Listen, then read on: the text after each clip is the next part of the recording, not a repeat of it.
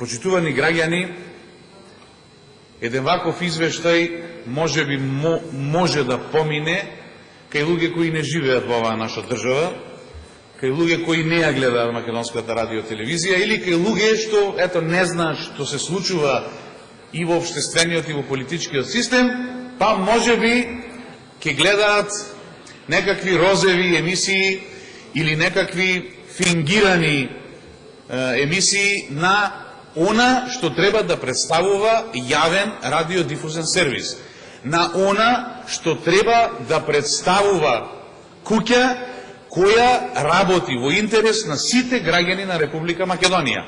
Првиот интерес што произлегува и од Уставот на Република Македонија и од меѓународните конвенции е правото на објективно информирање. Државата е должна преку јавниот радиодифузен сервис објективно да ги информира сопствените граѓани. Меѓутоа, во оваа држава тоа не е така.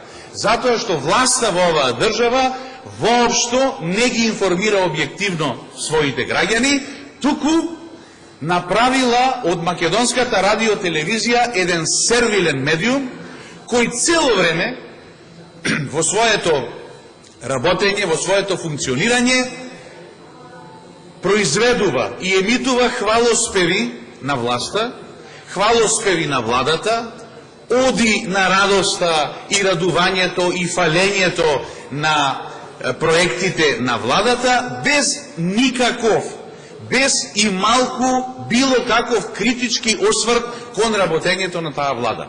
Значи, наместо јавен сервис на граѓаните на Република Македонија, македонската радиотелевизија, за жал, се претвори во сервилен медиум кон власта.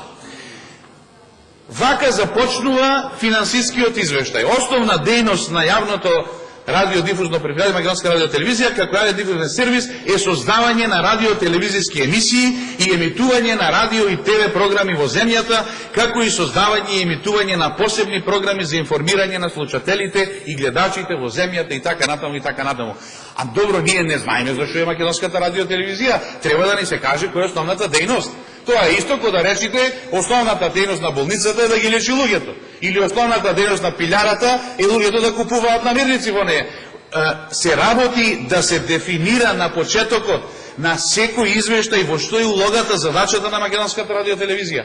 Јас сега ќе ве подсетам, во извештајот за 2015 година, односно во финансискиот план за 2015 година, стои првата реченица е вака: задача и улога на Македонската радиотелевизија како јавен радиодифузен сервис во плурализам и демократско општество е да придонесе за овие придобивки. Македонската радиотелевизија ќе ги остварува основните функции на јавниот сервис: универзалност, независна уредувачка политика, разновидност на програмската содржина, одговорност и висок квалитет. Овие реченици ги нема сега во извештајот. Или Македонската радиотелевизија, знаејќи на кој дереж е спадната, знаејќи во што е нејзината функција, или се откажала од овие начела, или може би подобро да не ги става, затоа што кога ќе прочитате независна уредувачка политика, или доаѓа да паднете од смеење. Независна уредувачка политика. Тоа така треба да биде. Меѓутоа, тоа ни оддалеку кај нас не е така.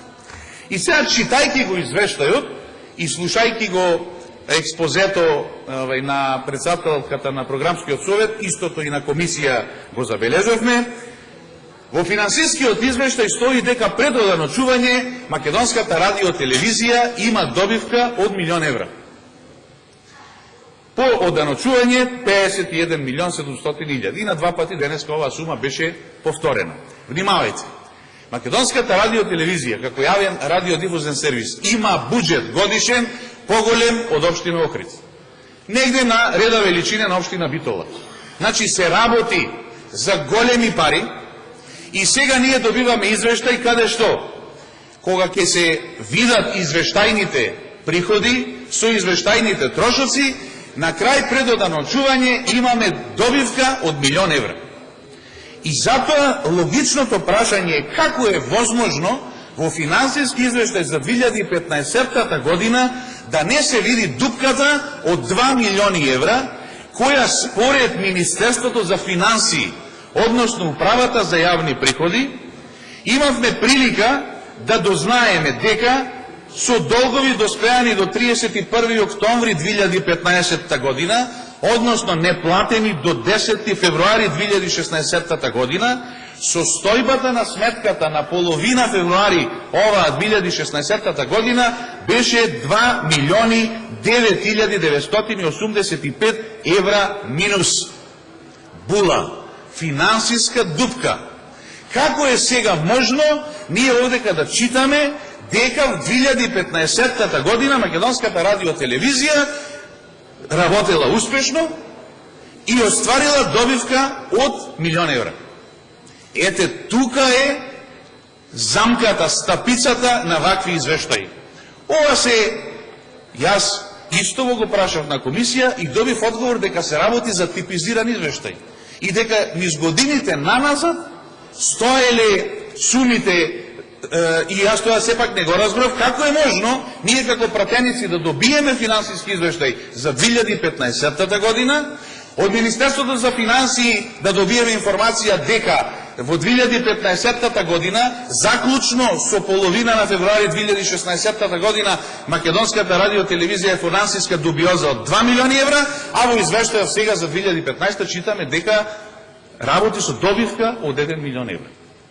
Ова само што се однесува во делот на финансиските извештаи, инаку во делот на програмските содржини и во мојата дискусија на комисијата кажав, некои работи се навистина нејасни, како е возможно се она што беше предмет, односно причина за политичката криза во Република Македонија да не е присутно на јавниот радиодифузен сервис.